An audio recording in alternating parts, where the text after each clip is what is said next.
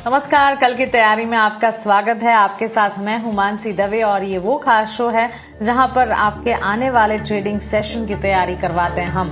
हमारे साथ market expert जुड़ते हैं, उनसे हम बातचीत करते हैं। साथ साथ इसी सेगमेंट में आपके बाजार से जुड़े सवालों को भी हम शामिल करते हैं। लेकिन उससे पहले लास्ट ट्रेडिंग सेशन को एक बार याद भी कर लेते हैं। लास्ट ट्रेडिंग सेशन वोलेटाइल था। मिड कैप और स्मॉल कैप में एक्शन था। बैंक निफ्टी करीब 66 अंकों की मजबूती के साथ 56,000 पर क्लोज होता दिखा, लेकिन निफ्टी में लाल निशान के साथ बिकवाली का दबाव देखा हमने। गिरावट के साथ दिन भर हमने देखा बाजार जो है एक रेंज में फंसे रहे। ऐसा नहीं था कि स्टॉक वाइज अपॉर्चुनिटीज नहीं थी, सेक्टर वाइज भी अपॉर्चुनिटीज थी। ऑटो सेक्टर आउट परफॉर्म कर रहा था, इसके ठीक साथ साथ एनर्जी स्पेस में भी अच्छा खासा एक्शन और मूव्स नजर आ रहे थे और ब्रॉडर मार्केट्स बेंचमार्क से ज्यादा बेहतर परफॉर्म कर रहे थे। स्टॉक वाइज भी क्योंकि नतीजों का दौर चल रहा है तो रिजल्ट बैक्ड एक्शन भरपूर था। लेकिन इंडेक्स जो है during the entire session benchmarks मतलब निफ्टी, बैंक निफ्टी और सेंसेक्स जो है during the entire session volatile रहे और टूवर्ड्स डाउन साइड ज्यादा इशारा करते दिखे। 114 अंकों की गिरावट के साथ सेंसेक्स में 77,844 के स्तर पर हमने क्लोजिंग देखी है, तो वहां पर भी लाल निशान। चलिए यहां से आगे अब आपको क्या करना है ये समझते हैं, हमारे एक्सपर्ट्स को जोड़ते हैं, उनसे जानते हैं आने वाले सेशन के लिए वो स्ट्रैटेजी क्या बनाकर चल रहे हैं। हमारे साथ नितिलेश पावस्कर जी जुड़ गए हैं, रिसर्च एनालिस्ट हैं, और हरीश जुजारे हैं हमारे साथ पृथ्वी फिनमार्ट से। नितिलेश, हरीश, बहुत स्वागत है आपका ईटी नाउ स्वदेश पर। अपना समय हमें देने के लिए आपका शुक्रिया। हरीश, शुरुआत आपसे करना चाहूंगी। कल होगा last trading session of the week और हमने पिछला सेशन देखा कि कह सकते हैं कि कमजोरी की भेंट चढ़ गया, क्योंकि निफ्टी बैंक निफ्टी में तो बिकवाली का दबाव देखा हमने, सेंसेक्स में भी गिरावट रही, बेंचमार्क्स में बिकवाली ही हावी होती रही। अब यहां से आगे सेशन के लिए सेंटिमेंट्स कैसे देख रहे हैं आप? Good evening. अगर मानसी जी, बिल्कुल अगर देखा जाए तो मार्केट आज थोड़ा बहुत वोलेटाइल रहा। बिल्कुल यहाँ पे सेंसेक्स का एक्सपायरी था, उसके चलते भी थोड़ा बहुत वोलेटिलिटी देखने मिला। और बीच बीच में हमने देखा है कि मिड सेशंस में जैसे यूएस ईरान का जो डील की वजह से न्यूज के चलते भी हमने वोलेटिलिटी देखने मिल रहा था। लेकिन अगर टेक्निकली सेटअप देखता है तो मुझे लग रहा है कि सेटअप थोड़ा कंस्ट्रक्टिव है। और कल के ट्रेडिंग सेशन में हमने देखा कि निफ्टी 4 महीने के बाद पहली बार 50 डे मूविंग एवरेज के ऊपर कंसिस्टेंटली होल्ड करते हुए नजर आ रहा है। तो मुझे लग रहा है कि सेटअप पॉजिटिव की तरह देखने मिल रहा है। तो सपोर्ट्स बिल्कुल यहाँ पे आसपास ही है, जहाँ पे मुझे लग रहा है कि 24,200 पे बस इमीडिएट सपोर्ट है, उसके नीचे 24,000 एम लेवल रहेगा। अगर मुझे गोइंग फॉरवर्ड भी लग रहा है कि ऊपर की ओर निफ्टी 24,500 के ऊपर अगर निकल जाता है तो वापस 24,600 से 650 के लेवल देखने मिल सकते हैं। ओवरऑल सेटअप पॉजिटिव है। बिल्कुल इस डिप्स में बाय करने की राय रहेगी जब तक निफ्टी 50 डे मूविंग एवरेज जो है 24,000 के ऊपर टिका हुआ है। वही जब बैंक निफ्टी की बात करते हैं तो बैंक निफ्टी में भी देखा है तो आज के ट्रेडिंग सेशन में 50 डे मूविंग एवरेज के आसपास ही क्लोज किया था। तो हो सकता है कि कल के ट्रेडिंग एक दिन के लिए वेट करना पड़ेगा। अगर कॉन्फिडेंस देखने से सेटअप भी इसमें भी पॉजिटिव ही है। सपोर्ट्स की बात करें तो 55,500 पे इमीडिएट बेस में देखने मिल रहा है। ऊपर की ओर देखा तो रेजिस्टेंस ऑलमोस्ट 56,500 57 के आसपास है। सेटअप दोनों में पॉजिटिव है बिल्कुल। यहाँ पे मुझे लग रहा है कि निफ्टी का सेटअप बहुत पॉजिटिव है कंपेयर टू बैंक निफ्टी। तो और सेक्टोरल अगर देखा है तो बिल्कुल मार्केट में सेक्टोरल रोटेशन देखने मिल रहा है। आज देखने मिला तो मेटल्स में तेजी थी और लास्ट में हमने देखा कि एंड में डिफेंस पैक में भी अच्छी मोमेंटम देखने मिल रही है। तो ओवरऑल यहाँ पे सेक्टर स्पेसिफिक अप्रोच रखना चाहिए और स्टॉक स्पेसिफिक अप्रोच के साथ ट्रेड करना चाहिए। तो चलिए सेक्टर और स्टॉक स्पेसिफिक अप्रोचेस ज्यादा बेहतर रहेंगे, ये कहना है हरीश जी का। नितिलेश जी, आप कैसे देख रहे हैं बाजार को और आने वाले सेशन के लिए रणनीति क्या बनाएंगे? Good afternoon. देखो, अगर हम लोग यहाँ पे देखेंगे तो बाजार में एक रेंज बनी थी नीचे में 23,800 से लेके 24,200 में। बार बार एक ही चीज कह रहा था कि जो भी टिक मिलेगा 23,800 के आसपास वहां पे बाइंग करके चलना चाहिए। हायर लेवल के ऊपर 24,200 250 के लेवल्स क्या हो सकते हैं, देखने को मिल सकते हैं। काफी लंबे समय के बाद बाजार ने 24,200 के ऊपर क्लोजिंग दिखाया है। तो अगर हम लोग टेक्निकली चार्ट के ऊपर देखेंगे तो ट्रेंड जो है वो थोड़ा सा अभी क्या हो चुका है, मैच्योर ट्रेंड हो चुका है। लोअर लेवल से सपोर्ट जो हो रहे हैं वो शिफ्ट हो रहे हैं हायर लेवल की तरफ। अगर मार्केट में कोई भी डीप मिलता है 24,150 24,200 तो एक 24,000 के आसपास का एक स्टॉप लॉस बना के अपनी पोजीशंस को क्या कर सकते हैं, लॉन्ग करके चल सकते हैं। लेकिन वीकेंड है, कम पोजीशंस को क्या करें, प्लान करके चलिए, क्योंकि ट्रम्प साहब कब अपना मूड बदल दे वो थोड़ा सा कहना मुश्किल हो जाता है कभी कभार। तो बाय ऑन टिप्स की रणनीति होगी बैंक निफ्टी मुझे तभी पसंद आएगा जब ये बैंक निफ्टी 56,200 या फिर 250 के ऊपर सस्टेन होगा। तो यहाँ से मोमेंटम पिकअप होना चाहिए बैंक निफ्टी को। तो 56,250 के ऊपर बाइंग करके चलना चाहिए। 55,900 का हम लोग स्टॉप लॉस मेंटेन करेंगे। 56,800 से लेके 57,000 ये हमारे क्या होंगे, इनिशियल टारगेट होंगे। अगर एचडीएफसी यहाँ से मोमेंटम दिखाता है तो बैंक निफ्टी में और तेजी से मूवमेंट देखने को मिल सकता है। एब्सोल्युटली। तो चलिए ये राय बाजार पर हमारे दोनों ही एक्सपर्ट्स की तरफ से हमें मिल चुकी है। अब बारी है आपके सवालों के जवाब देने की। तो सबसे पहले तो सवाल पूछने का तरीका आपके सामने रख देते हैं। हमारे contact details, social media handles और क्यूआर कोड आपके स्क्रीन पर फ्लैश हो जाएंगे। बहुत आसान है, क्यूआर कोड को स्कैन करें और सेल्फ एक्सप्लेनेटरी है। वहां पर जो डायरेक्शंस आपको मिल रहे हैं उन्हें फॉलो करके हमें सवाल पूछें। बाजार से जुड़े आपके सवालों को मैं इस बुलेटिन में शामिल करने की पूरी कोशिश करूंगी। पहला सवाल है कमलेश का। एलएनटी पर हरीश जी इन्होंने खरीदारी की है। 1000 शेयर्स एलएनटी के इन्होंने खरीदे हैं 4111 के स्तर पर। 4023 के लेवल पर एलएनटी में हमने लास्ट क्लोज देखा है।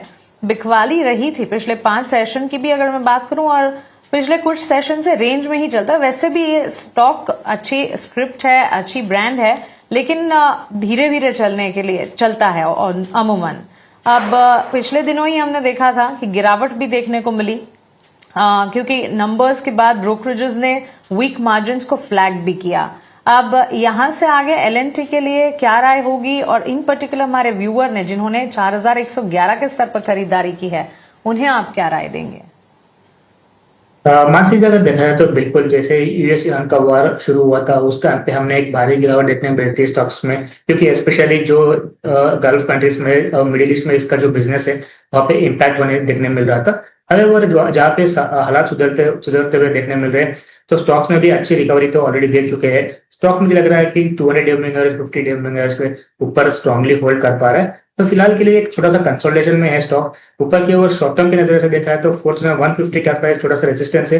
अगर ये निकल जाता है तो मुझे लग रहा है कि और तेजी देखने मिल सकती है। ऊपर की ओर 4400 का जो प्रीवियस ऑल टाइम है वो क्रॉस करने के ज्यादा चांसेस दिखाई दे रहे हैं। तो ओवरऑल बने रहना चाहिए। बिल्कुल सेटअप अच्छा है, पॉजिटिव है। बिल्कुल यहाँ पे शॉर्ट टर्म की नजर से कंसोलिडेशन में है।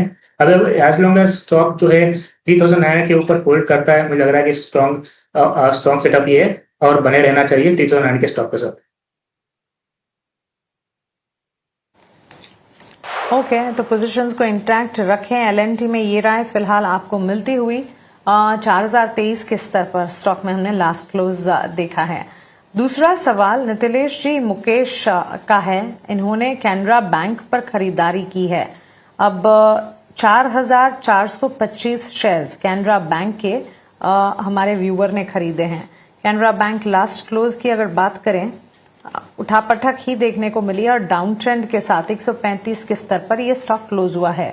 हमारे व्यूअर ने 157 पर 4425 शेयर्स खरीदे हैं। बड़ी मात्रा की खरीद है। कैनरा बैंक में इन्होंने 157 के लेवल पर किया है। इसी वजह से 135 के स्तर पर भी करीब लाख रुपए का नुकसान हमारे व्यूअर झेल रहे हैं। 1.5 से 2% की गिरावट पर लास्ट क्लोज दिया है इस स्टॉक ने। कैनरा बैंक पर राय क्या होगी? देखो, कैनरा बैंक में अगर हम लोग देखेंगे तो नीचे में एक इंपॉर्टेंट लेवल से 126 से लेके 128 जहाँ पे गैप एरिया पे है, तो मेरे हिसाब से वहां पे मार्केट क्या हो सकता है, संभलने की कोशिश करेगा। अगर यहाँ पे थोड़ा बहुत कुछ आता है मार्केट 126 128, तो वहां पे क्वांटिटी को क्या करें, ऐड करें। 122 123 का एक स्ट्रिक्टली स्टॉप लॉस मेंटेन करें। यहाँ से एक बाउंस बैक हमें देखने को मिल सकता है। फिर ये स्टॉक टारगेट जो हो गया 145 147 यहाँ तक क्या देखने को मिल सकता है, टारगेट देखने को मिल सकता है कैनरा बैंक में। तो कैनरा बैंक को होल्ड कर लिए। नीचे अगर आता है 126 128, तो वहां पे कुछ क्वांटिटी को ऐड कर।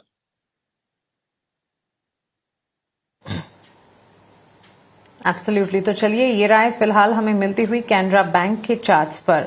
कुछ और सवाल जो हमारे व्यूअर्स ने भेजे हैं वो भी देखते हैं। और इनफैक्ट बैंक्स एंड फाइनेंशियल्स में हमने देखा है पिछला पूरा हफ्ता ही काफी वॉलेटाइल रहा और गिरावट ज्यादा हावी होती हुई दिखी। पीएसयू बैंक्स के खेमे में हमने देखा काफी हद तक गेन्स फ्रिजल आउट होते हुए दिखे। बहरहाल दूसरा सवाल जो है वो है सुरेंद्र गुप्ता का। हरीश जी इटर्नल में इन्होंने खरीदारी की है। अब फूड डिलीवरी स्पेस में इटर्नल और स्विगी दोनों पर ही इनफैक्ट टेक होना चाहिए, और स्विगी तो I think news and flows की वजह से फोकस रेडार पर भी है, हालांकि डाउन ट्रेंड्स नजर आए जरूर हैं। इन पर्टिकुलर स्विगी नतीजों से ठीक पहले एक्सपेक्टेशंस हैं कि एक डिसेंट क्वार्टर दिखा सकता है।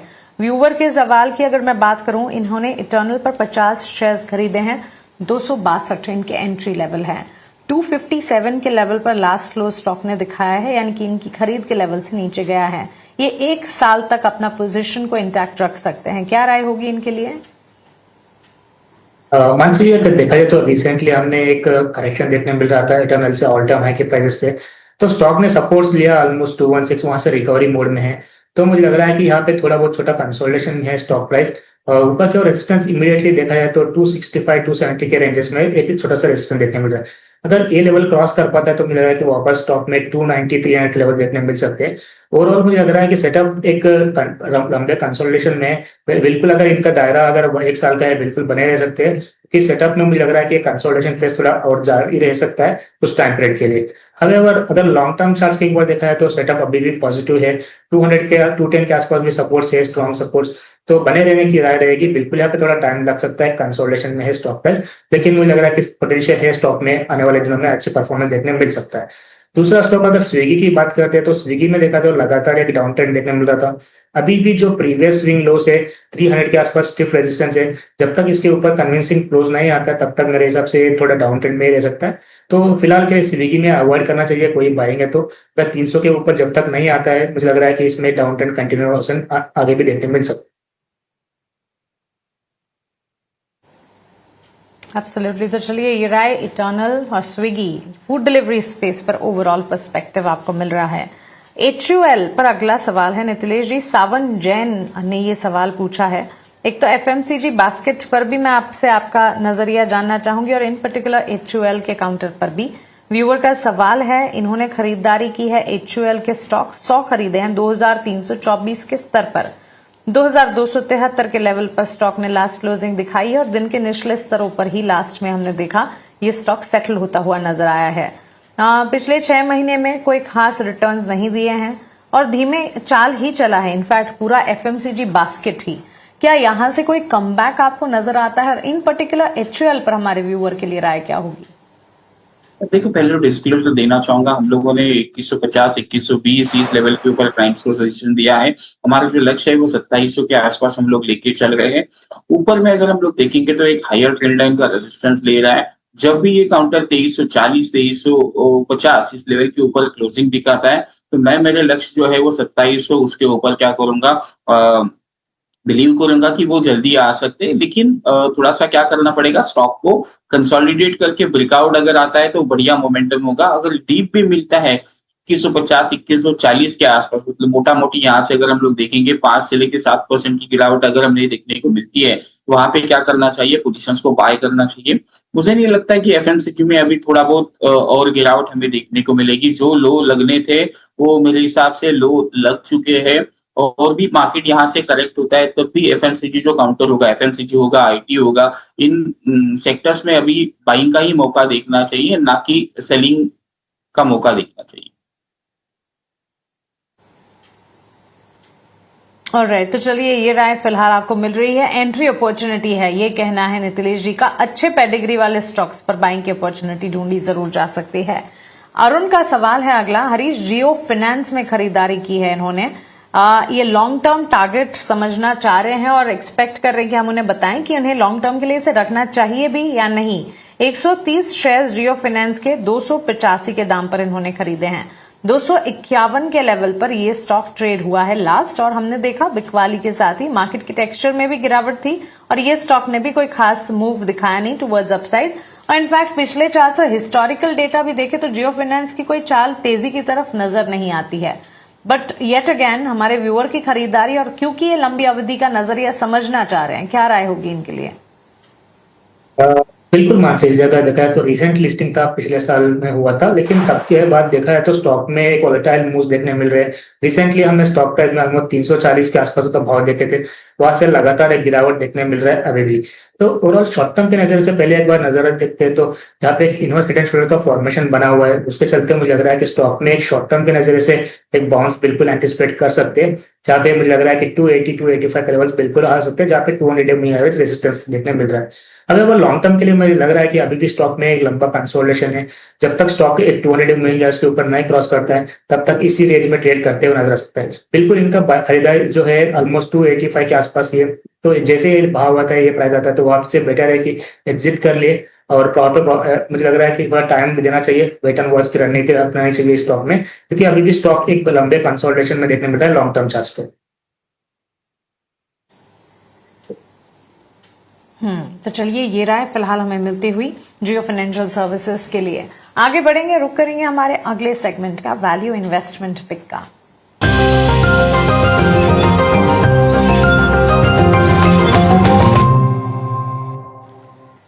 नितिलेश जी, शुरुआत आपसे करना चाहूंगी, क्या है आज के वीआईपी शेयर? देखिए, मैं 2 स्टॉक के साथ जाना पसंद करूंगा। पहले तो मैं बजाज फाइनेंस को लॉन्ग करना पसंद करूंगा।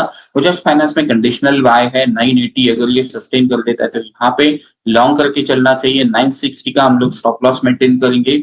1040 से लेके 1050 हम लोग टारगेट प्लान करके चल गए हैं। यहाँ पे अगर मोमेंटम पिकअप होता है 1040 1050 के आसपास, तो स्टॉक में बड़ा रिलेटिंग देखने को मिलेगा। फिर ये स्टॉक 1150 के भी लेवल देखने को मिल सकते हैं। तो जिनको भी लंबी अवधि के लिए रखना है वो 1050 के ऊपर अपने टारगेट रिवाइज करके 1150 रख सकते हैं। तो दूसरा जो मेरा काउंटर है वो है थोड़ा सा सेल साइड के साथ में जाना पसंद करूंगा, वो है अडानी पावर। अडानी पावर में अगर हम लोग देखेंगे तो लास्ट 2-3 दिनों से मोमेंटम लूज होते हुए देखने को मिल रहा है, तो इसमें कंडीशनल सेल होगा। अडानी पावर के फ्यूचर्स में हमें बिकवाली करके चलना चाहिए। 230 के नीचे जैसे ही जाता है वहां पे बिकवाली करे, 235 का एक स्टॉप लॉस मेंटेन करे, 220 से लेकर 218 ये लेवल्स के लिए क्या करें, प्लान कर सकते हैं अडानी पावर।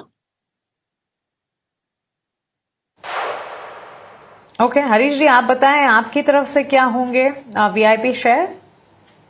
मान लीजिए जैसे मैंने बताया था कि डिफेंस स्टॉक्स में मोमेंटम देखने मिल रहा है, बिल्कुल ऑलमोस्ट एक लंबे समय का 1 साल के करेक्टिव फेज के बाद मुझे लग रहा है कि बीडीएल में एक बॉटम बनाया था रिसेंटली 1100 के पास, बहुत सा रिकवरी मोड भी देखने मिल रहा है। आज के ट्रेडिंग सेशन में स्टॉक ने 200 मूविंग एवरेज क्रॉस किया, वही के साथ एक इनवर्स हेड एंड शोल्डर का फॉर्मेशन का भी पैटर्न ब्रेक किया हुआ। मुझे लग रहा है कि यहाँ पे एक अच्छी तेजी देखने मिल सकती है आने वाले दिनों में, तो थोड़ा शॉर्ट टू मीडियम टर्म के नजरिए से साथ बाय कर लेना चाहिए। बीडीएल में टारगेट्स बनेंगे 1600 का, स्टॉप लॉस मेंटेन करना चाहिए 1410 का बीडीएल में। दूसरा स्टॉक रहेगा एंजल वन भी देखा है तो लॉन्ग टर्म चार्ट्स पे एक ट्रायंगल ब्रेकआउट है, मुझे लग रहा है कि इसमें भी एक अच्छी तेजी देखने मिल सकती है आने वाले दिनों में।